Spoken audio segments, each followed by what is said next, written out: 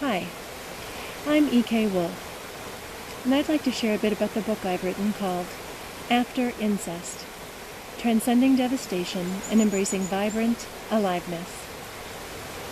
My book is a mixture of my personal experiences, poetry I wrote as a means of self-expression, techniques I use to help myself and others heal, as well as personal and professional insights. I'm going to read a few pages from the book, so you might want to just sit back, close your eyes, and listen for about 7 minutes. Displacement. Displacement describes when someone has an emotional response that originated in one situation, but is being felt or acted out in a different situation. One clue that displacement is occurring is that the emotional response appears to be far larger than the situation calls for when looked at rationally or logically. During displacement, the individual is experiencing feelings from a previously unresolved experience and projecting them onto a situation in which it feels safe to express them.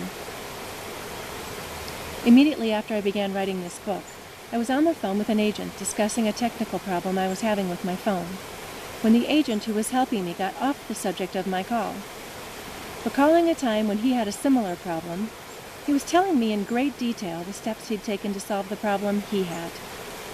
I tried to jump in several times and redirect his attention to my problem, but he wouldn't allow it. He plowed on. At this point, an explosive anger surfaced in me, and I wanted to scream at him to shut up and listen to me. But I held my tongue, took some deep breaths, and waited for the feeling to pass as he continued rambling. It didn't pass until long after I got off the phone. The intensity of my anger in response to a relatively minor annoyance is an excellent example of emotions with a charge. This is what the psychology world calls displaced feelings. I've learned that whenever anyone is having displaced feelings, or a stronger response than the situation calls for, it's stemming from some hidden source that is yet to be acknowledged. After getting off the phone, I wanted to run home and hide under the covers. What the heck is going on with me? I wondered. The answer to my question was revealed to me that night in a dream. Really a nightmare, full of symbolism that will become evident later as you hear about how my family responded to my father sexually abusing me. In my dream, I was an adult, and my two kids, who were also in the dream, were very young. We'd just been in a car accident. I had rear-ended my mom's van, and my car was pointing straight up toward the sky. My mom and dad were standing in the street looking at my wrecked car. My mom hooked a single powerful finger under the front fender and with superhuman strength put the car back on its wheels, all of which were shredded. The next thing I knew, my daughter and I were in the furthest back seat of my mom's van. I somehow knew that my son was still in the wrecked car, and my dad was out there with him. I was trying desperately to get my mom to help me, to tell me what had just happened. I was frantic and panicking, and I also wanted her to tell me what was going to happen next. But instead of answering me, she just continued driving and kept talking about things that didn't matter. My older brother appeared in the van's front passenger seat, and he began admonishing me for mistreating our mom, and then he stormed out of the van. I tried to settle down and speak more calmly, but I quickly became hysterical again. Still, my mom focused on her driving and ignored my panic. She was driving, but we weren't going anywhere.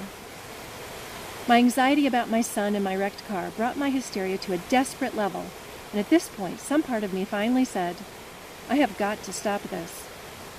I woke myself up to find my heart beating wildly.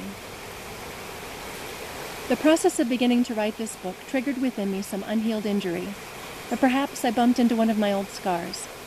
This was the true source of my reaction to not being listened to by the phone technician.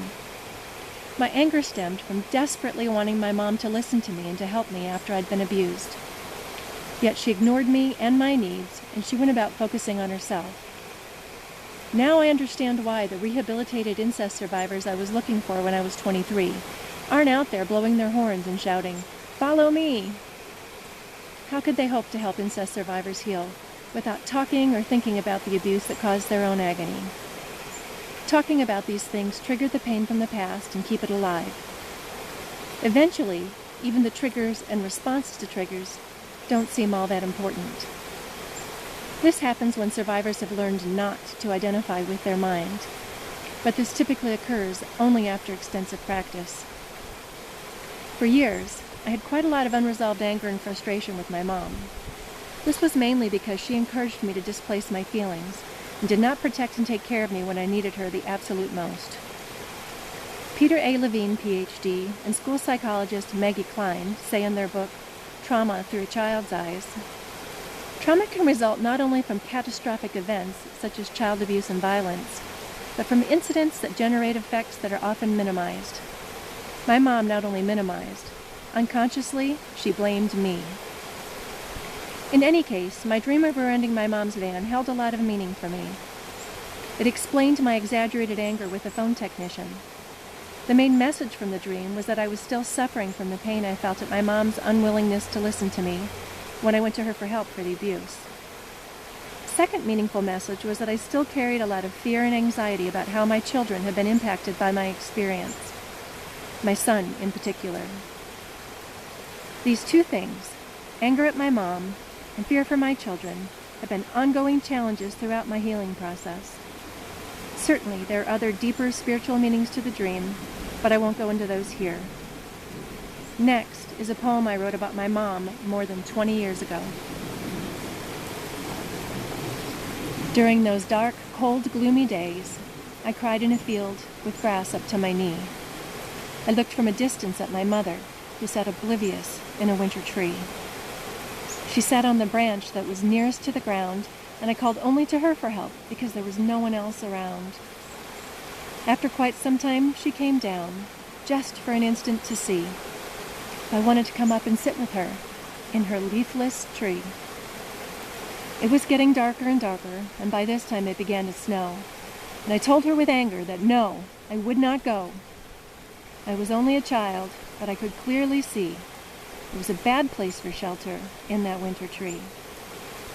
She climbed back onto her branch. She thought I was quite bold, but I stood all alone on the ground, and I was shivering from the cold. If you'd like to buy the book, just click the orange button to the far left that says Purchase Book at the top of this page.